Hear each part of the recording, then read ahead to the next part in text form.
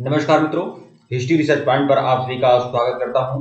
NCERT history की series चल रही है। एनसीईआरटी हिस्ट्री क्लास 11th विश्व इतिहास के कुछ विषय, यह आपका पाठ्य पुस्तक है और इसके पाठ्य पुस्तक से संबंधित सीरीज चल रही है। विशेष रूप से यह जो सीरीज लाया हूं बीपीएससी पीजीटी इतिहास के लिए, यह सीरीज लाया हूं आप लोगों के लिए। और एनसीईआरटी विश्व इतिहास के कुछ विषय क्लास 11th का यह चैप्टर है, बदलती हुई सांस्कृतिक परंपराएं। तो यह आपका चैप्टर है। देखिए मित्रों, जो भी लोग बीपीएससी पीजीटी इतिहास के प्रति गंभीर हैं, बीपीएससी पीजीटी और यशस्वी पीजीटी दोनों का सिलेबस समान है, ठीक है। तो जो भी लोग इसकी तैयारी करना चाहते हैं वह लोग तैयारी कर सकते हैं। केवल इसकी जो फीस है, केवल 1499 रुपया इसकी फीस रखी गई है, ठीक है। केवल 1499 रुपया इसकी फीस है। और 8318397276 हमारा ऑफिशियल व्हाट्सएप नंबर है। जिनको भी इस सीरीज को ज्वाइन करना है वह ज्वाइन कर सकते हैं। और केवल यह पूरा 1 ईयर सब्सक्रिप्शन वाला कोर्स है मित्रों, पूरा 1 ईयर सब्सक्रिप्शन वाला कोर्स है। टीजीटी पीजीटी जूनियर की कंप्लीट तैयारी कराई जाएगी 1 ईयर सब्सक्रिप्शन के साथ, 6 to 12, ठीक है। पूरी तैयारी कराई जाएगी आप लोगों की। तो आइए शुरुआत करते हैं। तो जो भी लोग गंभीर होंगे वह लोग ज्वाइन कर सकते हैं। 8318397276 हमारा ऑफिशियल व्हाट्सएप नंबर है। आइए शुरुआत करते हैं, बदलती हुई सांस्कृतिक परंपराएं। इस चैप्टर को बहुत ही अच्छे तरीके से देख लेते हैं। दरअसल मित्र, आप लोगों को बता दें, बदलती हुई सांस्कृतिक परंपराएं, यह जो आपका चैप्टर है ना, यह आपका पुनर्जागरण से संबंधित है। 15वीं सदी से संबंधित यह आपका चैप्टर है। 15वीं सदी की जो सांस्कृतिक परंपराएं है, रीति रिवाज है, विज्ञान है, कला है, उसको इंगित करता है यह चैप्टर। आइए शुरुआत करते हैं।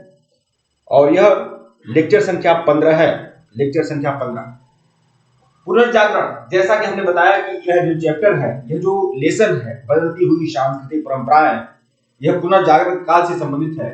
तो हम देखेंगे पुनर्जागरण, इसका मतलब क्या है यार, इसका अभिप्राय क्या है। देखिए कितना बढ़िया। आप सबसे पहले तो मैं आप लोग को यह नोट्स ही दिखा दे रहा हूं। ये देखिए कितना बढ़िया बेहतरीन नोट्स है। अभी यह आधा है, ठीक है। अभी 2 पार्ट में मैं दूंगा। अभी यह आपका आधा ही सीरीज है। ये आप लोग देख सकते हैं कितना बढ़िया सीरीज है। और देखिए एनसीईआरटी जिनके लिए कठिन होती होगी उनके लिए कठिन होती होगी। मैं एनसीईआरटी को चुटकी बजा के समझा दूंगा आप लोग को, यह ध्यान में रखिएगा। जितना आसान है चुटकी बजाना, उतना ही आसान है एनसीईआरटी को समझना। चाहे आप किसी भी परिप्रेक्ष्य में समझना चाहते हो एनसीईआरटी को, चाहे यूपीएससी की तैयारी कर रहे हो, स्टेट पीसीएस की तैयारी कर रहे हो, केपीएस की तैयारी कर रहे हो, एमपीएस की तैयारी कर रहे हो, एसएसबी की तैयारी कर रहे हो, यूजीसी नेट की तैयारी कर रहे हो, बीपीएससी टीजीटी पीजीटी की तैयारी कर रहे हो, आपको मैं एनसीईआरटी बहुत ही अच्छे तरीके से आप लोग को सारा एक्सप्लेन कर दूंगा। 6 to 12 की पूरी एनसीईआरटी की पीपीटी नोट्स आप लोग को मिलेगा, पावर पॉइंट नोट्स मिलेगा, टेस्ट सीरीज मिलेगा, वन लाइनर फैक्ट्स मिलेंगे, लेक्चर्स वीडियो मिलेंगे, प्लस उसके भी नोट्स मिलेंगे, ठीक है। ये सब कुछ मिलेगा। और जितना बढ़िया यह पावर पॉइंट का सीरीज है, यहाँ पर देख लीजिए, हर चैप्टर का इसी तरह से पावर पॉइंट की सीरीज आप लोग को मिलेगी। तो जो भी लोग कंप्लीट तैयारी करना चाहते हैं ज्वाइन कर सकते हैं। अभी यह चैप्टर बहुत लंबा है, अभी मैं यह आधे 2 पार्ट में आप लोग को दूंगा। तो बदलती हुई सांस्कृतिक परंपराएं, यह आपका चैप्टर है और यह लेक्चर संख्या 15 है। पुनर्जागरण। पुनर्जागरण का अभिप्राय क्या है। यह जो पुनर्जागरण है, यह एक फ्रांसीसी शब्द है, रेनेसां इसका अंग्रेजी रूपांतर है, ठीक है। जिसका अर्थ होता है पुनर्जन्म। जिसका अर्थ होता है, पुनर्जागरण का मतलब होता है पुनर्जन्म।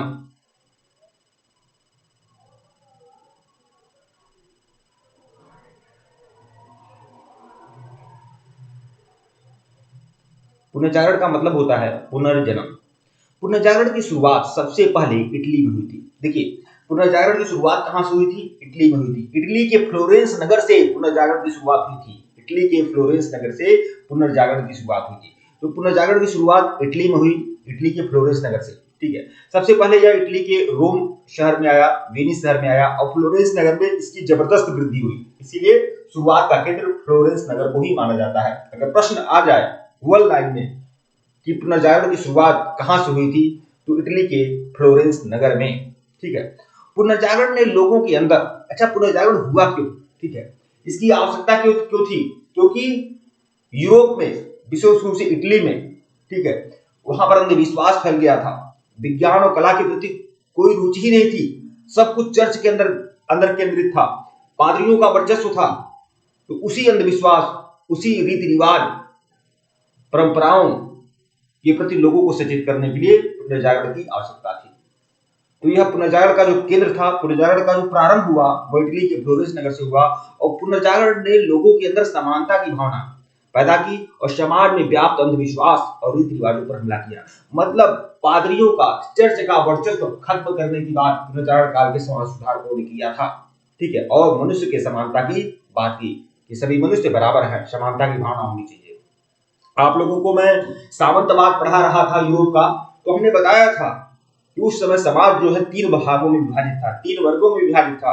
पादरी प्रथम वर्ग, अभिजात वर्ग दूसरा वर्ग था, और कृषक वर्ग, किसान, खेती करने वाला जो वर्ग था, वह तीसरे वर्ग के अंतर्गत था।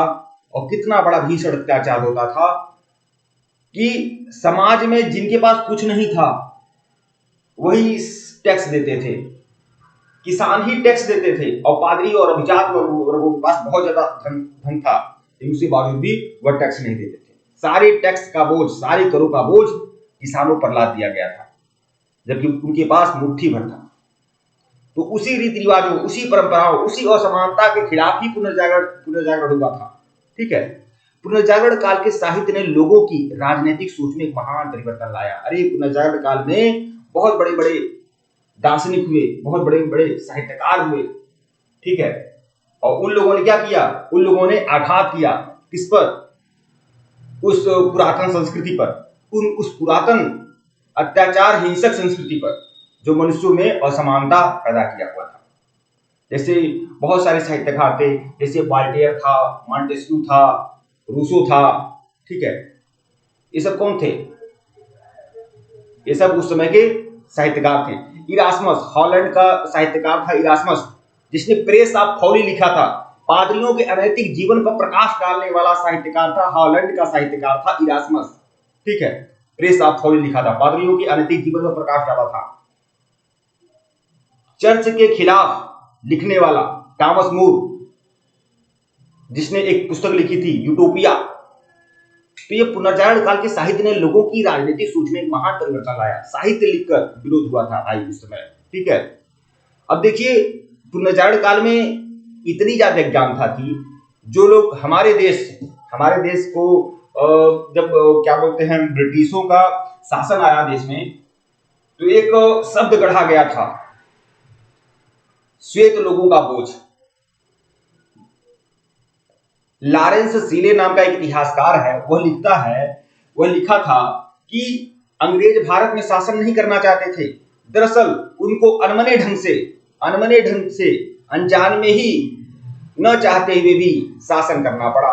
क्यों शासन करना पड़ा? क्योंकि उनकी जिम्मेदारी थी इन असभ्य लोगों को सभ्य बनाना। तो असभ्य भारतीय जनता को सभ्य बनाने का दायित्व अंग्रेजों के ऊपर था, और अंग्रेजों ने न चाहते हुए भी भारतीयों का उत्तरदायित्व अपने ऊपर लिया, मतलब शासन व्यवस्था अपने जिम्मे लिया। तो यह बात था लॉरेंस सीले का। ठीक है, तो बताइए, जो लोग इतने सभ्य थे, अपने को इतना सभ्य मानते थे, लेकिन यह देख लीजिए चर्च का दस्तावेज, चर्च जो है एक दस्तावेज जारी करता था, क्षमा पत्र। देखिए यह 15वीं सदी का यह क्षमा पत्र मैं आप लोगों को दिखा रहा हूं। यह 15वीं सदी का क्षमा पत्र है। यह क्षमा पत्र क्या है? दरअसल ये है कि यूरोप में 15वीं 16वीं सदी में यूरोप में अगर कोई चोर है ना, कोई डाकू है, कोई हत्यारा है, किसी ने सैकड़ों लोगों का कत्ल किया हुआ है, ठीक है, लेकिन वह इसी जन्म में उस पाप से मुक्ति चाहता है, तो चर्च को, पादरी को वह रकम अदा करेगा, वह जागीरें देगा, रकम देगा, पैसे देगा, या अगर चर्च चाहे तो उसको एक क्षमा पत्र दे देगा। और चर्च के द्वारा, पादरी के द्वारा प्राप्त क्षमा पत्र का मतलब यह है कि आपके जो भी गुनाह है, जो भी आपने हत्या किया हो, लूट किया हो, चोरी किया हो, आपके सारे गुनाह, सारे पाप, सारे कुकर्म माफ कर दिए जाते हैं। क्षमा पत्र का मतलब यह है, मतलब भगवान नहीं क्षमा करेंगे, भगवान की तरफ से चर्च क्षमा करेगा, भगवान की तरफ से पादरी क्षमा करेगा। बताइए क्या संसार में इससे बड़ा अंधविश्वास है क्या? इतना बड़ा अंधविश्वास फैला हुआ था यूरोप में। लेकिन ये अच्छी बात है, कोई बात नहीं है, उस समय अंधविश्वास था। सबसे बड़ी चीज ये है, देखिए मैं 2 लाइन बताना चाहूंगा। दुनिया के हर सभ्यता में, दुनिया के हर संस्कृति में, दुनिया के हर देश में अंधविश्वास भी रहे हैं। ठीक है, कोई दिक्कत नहीं है, अंधविश्वास रहा है, और इस तरह की अन्याय और अधर्म होते रहे हैं। ठीक है, लेकिन उस समय वहां के लोगों ने इसका विरोध किया है। पुनर्जागरण यूरोप में तो 15वीं सदी में पुनर्जागरण आया, हमारे देश में तो 2 से 3 बार पुनर्जागरण आई हुई है। 600 BC में पुनर्जागरण हुआ था बुद्ध और महावीर के काल में, और 15वीं सदी में भक्ति आंदोलन हमारे देश में हुआ, और आधुनिक भारत में 18वीं और 19वीं सदी में दयानंद सरस्वती, राजा राम मोहन राय, स्वामी विवेकानंद के नेतृत्व में भी पुनर्जागरण हुए थे। 3 बार हमारे देश में पुनर्जागरण हुआ है। यूरोप में जाकर तो 15वीं सदी में हुआ है, लेकिन चलिए ठीक है, कोई बात नहीं है। उस समय वहां के लोगों ने इस बुराइयों के खिलाफ आवाज उठाया था। क्रिश्चियन महान है, उन्होंने आवाज उठाया उस बुराइयों के खिलाफ। हिंदू भी महान है, लेकिन कभी कभी कुछ ऐसे समाज होते हैं जो उसी पुरातन संस्कृति को ढोते हैं, उसमें थोड़ी बहुत तब्दीली नहीं चाहते हैं। वहां पुनर्जागरण आया नहीं और आएगा भी नहीं। पुनर्जागरण जब तक नहीं आया, किसी भी समाज, जिस समाज में अगर पुनर्जागरण नहीं आ रहा है, परिवर्तन नहीं हो रहा है, उसी बुराइयों को ढोते रहा जा रहा है, कहीं न कहीं वही घातक होता है समाज के लिए। तो देखिए, चर्च का दस्तावेज जो है क्षमा पत्र है। देखिए, यह आपका क्षमा पत्र चर्च के द्वारा जारी किया गया क्षमा पत्र, चर्च द्वारा जारी किया गया एक दस्तावेज था क्षमा पत्र। 1 मिनट। चर्च द्वारा जारी किया गया एक दस्तावेज जो उसके सभी पापों के धारकों की अनुपस्थित करने के लिए एक लिखित वादे की गारंटी है। मतलब चर्च के द्वारा, पादरियों के द्वारा यह लिखित वादा किया जाता था, यार कोई बात नहीं है, आपने 1 लाख दे दिया है, आपने 10 लाख पाउंड दे दिया है ना, कोई बात नहीं है, आपके सभी पाप अब आज के बाद अनुपस्थित हो जाते हैं। पाप ही अनुपस्थित हो जा रहा है, क्षमा करने की बात ही नहीं है, ठीक है। और यह लिखित वादा किसके द्वारा दिया जाता है? पादरियों के द्वारा, चर्च के द्वारा, ठीक है। तो इसी के खिलाफ तो वहां के लोगों ने, वहां के बुद्धिजीवियों ने इसी के खिलाफ तो आवाज उठाई थी और इसको साफ कर दिया। यहां पर देखिए, प्रिंटिंग प्रेस, जितनी भी क्रांति आई है ना, इसकी जननी अगर देखा जाए, कोई ऐसी भौतिक वस्तु जो सभी क्रांतियों की जननी है, तो वह प्रिंटिंग प्रेस है। आधुनिक विश्व में अगर क्रांति की जननी कोई भौतिक वस्तु कही जा सकती है तो वो प्रिंटिंग प्रेस ही है, ठीक है। अरे प्रिंटिंग प्रेस थे तभी तो साहित्यकारों ने एकदम धकाधक साहित्य लिखा, समाचार पत्र लिखा, पत्रिकाएं लिखी, उपन्यास लिखा, कहानी लिखा, धकाधक छपा, धकाधक वितरित होता गया। तो इसकी जननी कौन है? प्रिंटिंग प्रेस है।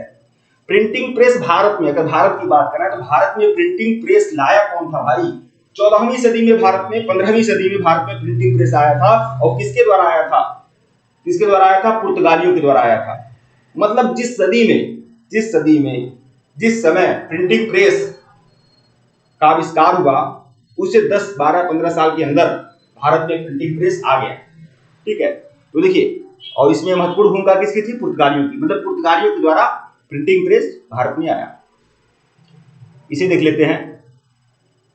देखिए, 1455 में गुटेनबर्ग द्वारा प्रिंटिंग प्रेस का आविष्कार किया गया। अब यह देखिए इंपॉर्टेंट क्वेश्चन है, ध्यान रखिएगा। प्रिंटिंग प्रेस के आविष्कारक कौन है? गुटेनबर्ग है। 1455 में गुटेनबर्ग द्वारा प्रिंटिंग प्रेस का आविष्कार किया गया। 1455, यह तिथि ध्यान में रखिएगा। 1455 में कौन प्रिंटिंग प्रेस का आविष्कारक है? गुटेनबर्ग है, ठीक है। यूरोप में 1477 में विलियम कैक्सटन द्वारा पहली बार प्रिंटिंग प्रेस स्थापित किया गया। भाई प्रिंटिंग प्रेस के आविष्कारक कौन थे? गुटेनबर्ग थे। 1455 में इन्होंने प्रिंटिंग प्रेस का आविष्कार किया। लेकिन प्रिंटिंग प्रेस जो है, हाँ देखिए, प्रिंटिंग प्रेस के आविष्कार से पुस्तकों की मात्रा बढ़ गई और इससे शिक्षा के प्रसार में मदद मिली। जैसा कि हमने कहा कि प्रिंटिंग प्रेस स्थापित हो गया तो पुस्तकें अच्छे तरीके से जल्दी छपने लगी और उससे क्या हुआ? पुस्तकों का प्रसार बढ़ा, शिक्षा का प्रसार में भी मदद मिली, ठीक है। और यहाँ पर आप लोग देख रहे हैं, यह है विलियम कैक्सटन। विलियम कैक्सटन वही पहले व्यक्ति हैं जिन्होंने 1477 में प्रिंटिंग प्रेस स्थापित किया। अगर प्रश्न आएगा तो कई प्रश्न यहाँ से आ सकते हैं कि प्रिंटिंग प्रेस के आविष्कारक कौन है? तो गुटेनबर्ग हैं। प्रिंटिंग प्रेस का आविष्कार गुटेनबर्ग ने कब किया? 1455 में किया था। विलियम कैक्सटन कौन है? तो यह प्रिंटिंग प्रेस स्थापित करने वाले पहले व्यक्ति हैं और 1477 में इन्होंने प्रिंटिंग प्रेस की स्थापना की थी। और यहाँ पर देख सकते हैं विलियम कैक्सटन का फोटो यह आप लोगों के सामने है। अंग्रेजी व्यापारी विलियम कैक्सटन कौन थे? यह एक अंग्रेजी व्यापारी थे, ठीक है। राजनयिक थे और लेखक भी थे। व्यापारी थे, पैसा था ही, और लेखक थे, इसलिए इन्होंने क्या किया? प्रिंटिंग प्रेस स्थापित किया। 1476 में इंग्लैंड में प्रिंटिंग प्रेस शुरू करने वाले पहले व्यक्ति माने जाते हैं। कोई 1476 मानता है, कोई 1477 मानता है, ठीक है। एक प्रिंटर के रूप में मुद्रित पुस्तक का पहला अंग्रेजी खुदरा विक्रेता थे, और एक पुस्तक और प्रिंटिंग प्रेस की स्थापना किए थे, और उसके बाद पुस्तकों की बिक्री भी करते थे। तो प्रिंटिंग प्रेस की यह स्थापना हो गई। आगे देखिएगा, लियोनार्डो दा विंची। अगर हम पुनर्जागरण की बात करें, पुनर्जागरण काल की बात करें और लियोनार्डो दा विंची के बारे में न बात करें तो बिल्कुल अधूरा यह रह जाएगा पूरी तरह से। तो देखिए, यह लियोनार्डो दा विंची है, और लियोनार्डो दा विंची यूरोप के पुनर्जागरण काल के एक बहुत ही बड़े अच्छे चित्रकार माने जाते हैं। दरअसल लियोनार्डो दा विंची वह व्यक्ति हैं, उनके पास बहुत ज्यादा कला था भाई, यह बहुत कुछ थे, इनके पास बहुत बहुत गुणवान व्यक्ति थे, इनके पास बहुत कला था। मतलब यह था कि यह चित्रकार भी थे, यह मूर्तिकार भी थे, यह साहित्यकार भी थे, यह गणितज्ञ भी थे, यह शिक्षा शास्त्री भी थे, यह शरीर विज्ञानी भी थे, बहुत कुछ थे ये, ठीक है। लियोनार्डो दा विंची, ऐसा बहुत कम देखने को मिलता है कि एक व्यक्ति के अंदर इतनी सारी प्रतिभाएं एक साथ हों, और लियोनार्डो दा विंची के अंदर यही था। तो देखिए, लियोनार्डो दा विंची एक महान चित्रकारों में से एक थे, और इनका जो जन्म हुआ था यह 1452 में फ्लोरेंस में हुआ था। प्रतिभाएं तो इनके पास अकूत थी, बहुत सारी थी, लेकिन जिस प्रतिभा के कारण इनको प्रसिद्धि मिली थी वह थी चित्रकारी। तो इनका जन्म फ्लोरेंस नगर में हुआ था। फ्लोरेंस कहाँ है? अरे वही इटली में ही है, फ्लोरेंस नगर इटली में फ्लोरेंस नगर है, इटली में ही। और 1452 में इनका जन्म होता है, 1452 में जन्म होता है। फ्लोरेंस वही नगर है जहां से पुनर्जागरण की शुरुआत हुई थी। 1452 में इटली के फ्लोरेंस नगर में लियोनार्डो दा विंची का जन्म होता है। एक चित्रकार हैं और एक चर्चित चित्रकार थे। इनकी अभिरुचि वनस्पति विज्ञान में, शरीर रचना विज्ञान में, ठीक है, मतलब चिकित्सक भी थे, चिकित्सा शास्त्र में इनकी ज्यादा पकड़ थी, मतलब की रुचि थी। गणित शास्त्र तक भी इनकी रुचि थी, ठीक है। और इनकी दो रचनाएं, मोनालिसा और द लास्ट सपर, दो रचनाएं इनकी थी, दो इनकी पेंटिंग थी। यह दोनों पेंटिंग है, ठीक है। मोनालिसा भी पेंटिंग है और लास्ट सपर भी पेंटिंग है। मोनालिसा दरअसल एक स्त्री का, एक लड़की का चित्र बना हुआ है। वह जो लड़की का चित्र है ऐसा माना जाता है वो मोनालिसा है, ठीक है। उन्होंने इसको मोनालिसा नाम दिया है, ठीक है। और एक चित्रकारी इनकी है the last supper. The last supper का मतलब होता है अंतिम भोज। तो यह ईसा मसीह के अंतिम भोज का चित्र इन्होंने बनाया है द लास्ट सपर में, और मोनालिसा में एक लड़की का चित्र है। और दोनों चित्र जो है लियोनार्डो दा विंची का है। यहाँ पर दोनों चित्र आप अच्छे से देख सकते हैं, यह है दोनों चित्र। मोनालिसा, मोनालिसा का जो पेंटिंग लियोनार्डो दा विंची ने बनाया है, दरअसल यह पेंटिंग अपने मनमोहक छवि के कारण और एक रहस्यात्मक मुस्कान के कारण चर्चा का केंद्र रहती है, ठीक है। मोनालिसा की जो पेंटिंग है एक मुस्कान के कारण चर्चा का केंद्र रहती है, मतलब इसकी मुस्कान में, इसकी स्माइल में एक रहस्य है, मिस्ट्री छुपा है, ठीक है। और यह है मोनालिसा की पेंटिंग। और दूसरी पेंटिंग देख रहे हैं, दूसरी पेंटिंग जो है द लास्ट सपर, जिसका हिंदी रूपांतरण है अंतिम भोज। तो प्रश्न ऐसे आता है कि मोनालिसा किसकी पेंटिंग है? लियोनार्डो दा विंची की पेंटिंग है। द लास्ट सपर या अंतिम भोज ये किसकी पेंटिंग है? तो यह भी लियोनार्डो दा विंची की पेंटिंग है। और द लास्ट सपर जो है ये ईसा मसीह और उनके अनुयायियों के बीच जो अंतिम खान पान हो रहा है ना, उसका चित्र इन्होंने बनाया हुआ है, अंतिम भोज। और दरअसल यह ईसा मसीह का सबसे अंतिम भोज है, द लास्ट सपर, ठीक है। ये दोनों पेंटिंग बहुत चर्चा का केंद्र रहती है, और ये दोनों पेंटिंग मोनालिसा का है और लियोनार्डो दा विंची का है। पुनर्जागरण काल के एक बड़े वैज्ञानिक गैलीलियो, जिनका चित्र आप लोग देख रहे हैं, यही है गैलीलियो। गैलीलियो इटली के महान वैज्ञानिक थे। अब देखिए, इटली के ही आपके गैलीलियो भी थे, गैलीलियो भी जो थे ना इटली के ही थे, इटली के महान वैज्ञानिक थे। और यह कैसे वैज्ञानिक थे? यह खगोल वैज्ञानिक थे भाई, खगोल वैज्ञानिक थे। और गैलीलियो ने बहुत सारा आविष्कार भी किया था, जिसमें उनका एक प्रसिद्ध आविष्कार जो था दूरबीन यंत्र का आविष्कार किया था। दूरबीन का आविष्कार के जनक कौन है? तो गैलीलियो हैं। इन्होंने दूरबीन यंत्र का आविष्कार किया था और खगोल शास्त्र के अनेक रहस्यों का पता लगाया था। भाई जब दूरबीन का आविष्कार हो जाएगा तो खगोल शास्त्र के अनेक रहस्यों का पता लगेगा ही, ठीक है। पहली दूरबीन आप लोग देख सकते हैं, यह जो दूरबीन है यह गैलीलियो के द्वारा बनाया गया ही दूरबीन है। यह जो दूरबीन है देख सकते हैं इसका फोटो, यह आपका गैलीलियो ने बनाया था और यह पहली दूरबीन है जिसको गैलीलियो ने बनाया है और इटली के फ्लोरेंस नगर के म्यूजियम में यह आज भी सुरक्षित है यह दूरबीन। हालांकि यह जो गैलीलियो के द्वारा जो दूरबीन बनाई गई थी यह आज की दूरबीन की अपेक्षा कई गुना कम क्षमता है इसकी, लेकिन यह पहली दूरबीन है इसलिए यह म्यूजियम में रखी गई है। ठीक है, अगली खबर देखेंगे, अगला स्लाइड देखेंगे।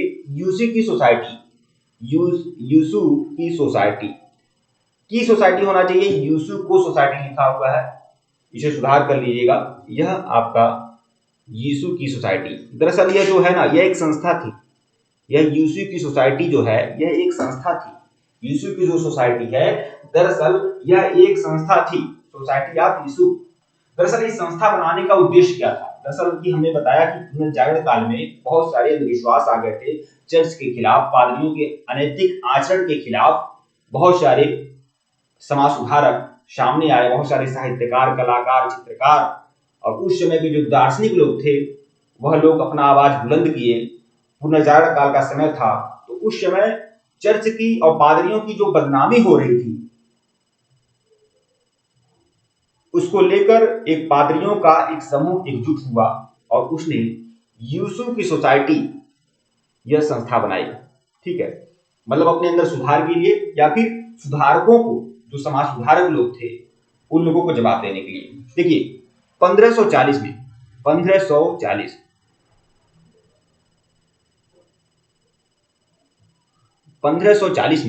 इग्नेशियस द्वारा यीशु की सोसाइटी की स्थापना की गई। अब यह संस्था कौन बनाया था? इस संस्था को बनाने वाले कौन थे?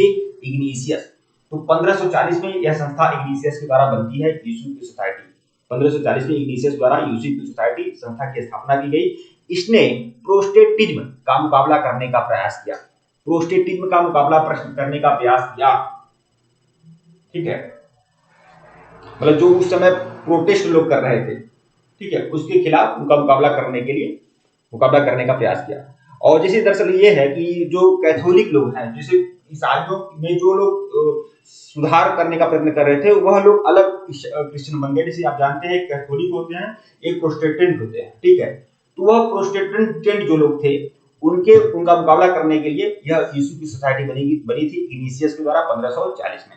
ठीक है, और प्रोटेस्टेंट आंदोलन के जनक कौन थे, या प्रोटेस्टेंट जो क्रिश्चियन होते हैं, इसकी स्थापना किसने किया था? मार्टिन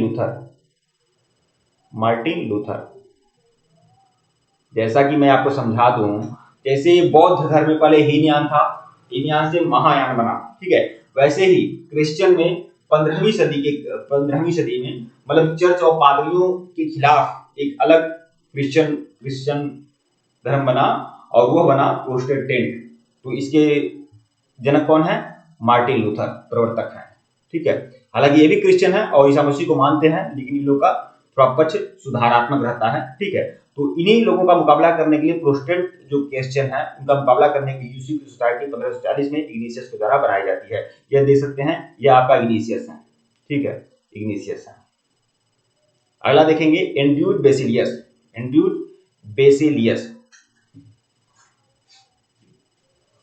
बेल्जियम मूल के बेसिलियस पादुआ विश्वविद्यालय में आयुर्वेद विज्ञान के प्रोफेसर थे और यह पहले व्यक्ति थे जिन्होंने सूक्ष्म परीक्षण के लिए मानव शरीर की सर्जरी आरंभ की। आप जानते हैं कि अगर हमारे देश में देखा जाए, अभी देखिए 15वीं सदी में यूरोप में सर्जरी प्रारंभ हो रहा है। 15वीं सदी में गौर करिएगा, 15वीं सदी में पहला व्यक्ति जिसने मानव शरीर की चीड़-फाड़ प्रारंभ की थी और वह थे एंड्रूज बेसिलियस। ठीक है, बेसिलियस से सर्जरी का कॉमन है, ध्यान रखिएगा। मतलब 15वीं सदी में एंड्रूज बेसिलियस पहले व्यक्ति थे जो पादुआ विश्वविद्यालय में आयुर्वेद विज्ञान के प्रोफेसर थे और उन्होंने सूक्ष्म परीक्षण के द्वारा मानव शरीर की सर्जरी प्रारंभ की। जबकि हमारे देश में गुप्त काल में सुश्रुत ने सुश्रुत संहिता लिखा था और वह सर्जरी करने वाले पहले व्यक्ति थे। मतलब 15वीं सदी में यूरोप में सर्जरी प्रारंभ करने वाला पहला व्यक्ति था, जबकि चौथी और पांचवी सदी में, पांचवी सदी मान सकते हैं, पांचवी सदी में गुप्त काल में सुश्रुत सर्जरी करने वाले पहले व्यक्ति थे। मतलब 1000 वर्ष सर्जरी के इतिहास में, चिकित्सा के इतिहास में 1000 वर्ष भारतीय आगे हैं, किससे? यूरोप से। ठीक है, क्योंकि ये पहले व्यक्ति हैं एंड्रयू बेसिलियस। अगर प्रश्न आएगा ऐसे आएगा कि वह पहले व्यक्ति जिन्होंने सर्जरी प्रारंभ की थी, एंड्रयू बेसिलियस। ठीक है, आगे देखिएगा मानवतावाद।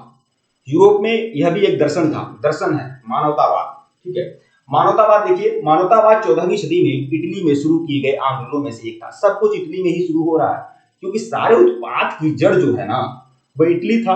यूरोप में जितना भ्रष्टाचार था, अंधविश्वास था, चर्च और पादरियों की दादागिरी थी, वह इटली से शुरू हुई थी। इसीलिए आंदोलन भी इटली से ही शुरू हुआ।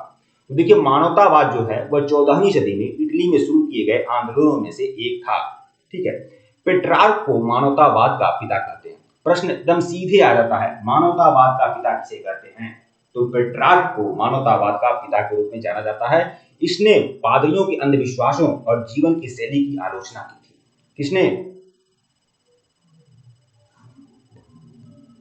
किसने आलोचना की थी?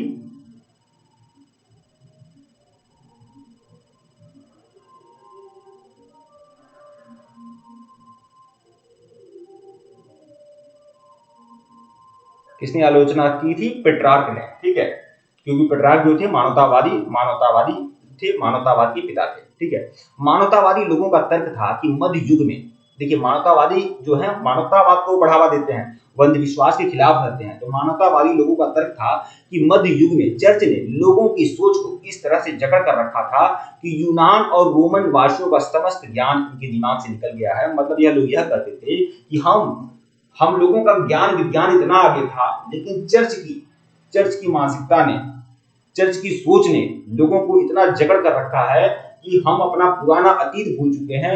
हम लोग अपना रोमन और यूनान का जो ज्ञान था, विज्ञान था, कला था, दर्शन था, हम सब भूल चुके हैं केवल चर्च और पादरियों के चक्कर में पड़कर। तो मानवतावादी यह कहते हैं। और मानवतावाद का पिता कौन थे? पेट्रार्क थे। मानवतावाद कहां से यह आंदोलन शुरू हुआ था? 14वीं सदी में इटली से यह आंदोलन शुरू होता है। मानवतावादी मानते थे कि मनुष्य को ईश्वर ने बनाया है, लेकिन उसे अपना जीवन मुक्त रूप से चलाने की पूरी आजादी है। मनुष्य की अपनी खुशी इसी विश्व में वर्तमान में ढूंढना चाहिए। कुल मिलाकर यह भौतिकवादी थे। मतलब यह इहलौकिक सोचते थे, पारलौकिक में विश्वास नहीं करते थे मानवतावादी। ठीक है, व्यापार के फलने फूलने के कारण, अब देखिए 15वीं सदी में क्या हुआ था? व्यापार के फलने फूलने के कारण कुछ नए नगर विकसित हुए थे 15वीं सदी में इटली में।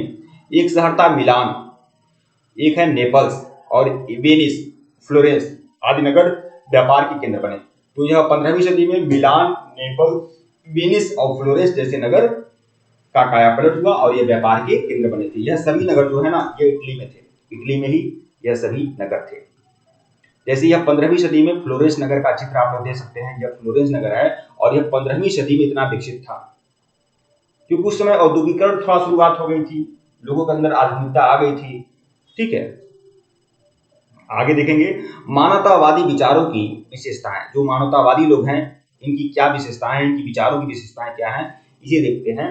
मानवतावादी वे गुरु थे जिन्होंने व्याकरण, अलंकार, काव्य, इतिहास और नैतिक दर्शन पढ़ाया। कुल मिलाकर यह इहलौकिक की बात करते थे, वह पारलौकिक की बात नहीं करते थे। यह कला और विज्ञान की बात करते थे।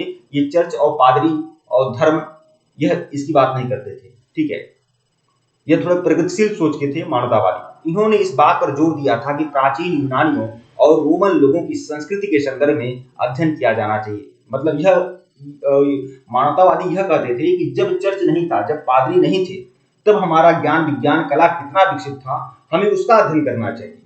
ठीक है, इन्होंने सिखाया, कौन? मानवतावादी लोगों ने सिखाया कि व्यक्ति स्वयं अपने जीवन को धर्म, शक्ति और धन के अलावा अन्य माध्यमों से आकार दे सकता है। मतलब इन्होंने यह कहा कि हम धर्म के अलावा अन्य माध्यमों से अपने जीवन को सफल बना सकते हैं। केवल धर्म के अलावा हम शक्ति से और धन के अलावा अन्य माध्यमों से भी अपने जीवन को सफल बना सकते हैं। यह बात है कौन कहते थे? मानवतावादी। इंग्लैंड में, अब देखिए मानवतावादियों में दो मानवतावादी की बात करेंगे जिन्होंने चर्च और पादरियों के खिलाफ आवाज उठाया था। इंग्लैंड में टॉमस मोर, इंग्लैंड के थे टॉमस मोर, ठीक है, और हॉलैंड के थे इरास्मस। जैसे इसी मानवतावादियों ने आम लोगों से पैसे निकालने के लिए चर्च और उनके लालची रिवाज की आलोचना की थी। तो इंग्लैंड के टॉमस मोर और हॉलैंड के इरास्मस ने, यह दो मानवतावादी थे जिन लोगों ने चर्च और उनके लालची रिवाजों की आलोचना की थी।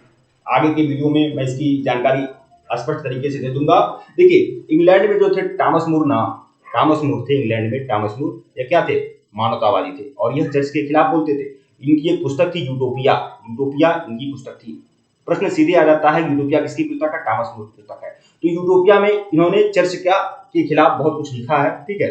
और एक हॉलैंड के इरास्मस हैं और इन्होंने पादरियों के अनैतिक जीवन पर इन्होंने भी लिखा है, ठीक है। ठीक है मित्रों, वीडियो को लाइक और चैनल को सब्सक्राइब करेगा, टेलीग्राम को बिल्कुल ज्वाइन करेगा, लिंक डिस्क्रिप्शन में दिया गया है। अगर इसके पहले का वीडियो अगर आप लोगों ने नहीं देखा है तो प्लेलिस्ट में जाइएगा, NCERT history test, NCERT BPSC oblique DSSB PGT history test के नाम, पीजीटी लेक्चर्स के नाम से प्लेलिस्ट बनी हुई है, जाकर देखिएगा। ठीक, प्लेलिस्ट में जाएंगे समझ जाएंगे आप लोग। ठीक है मित्रों, धन्यवाद आप लोग। और जिन लोगों को कोर्स परचेज करना है आप लोग परचेज कर सकते हैं, केवल 1499 रुपए का कंप्लीट कोर्स है, ठीक है। और बहुत सारा मटेरियल आप लोग को मिलेगा। धन्यवाद।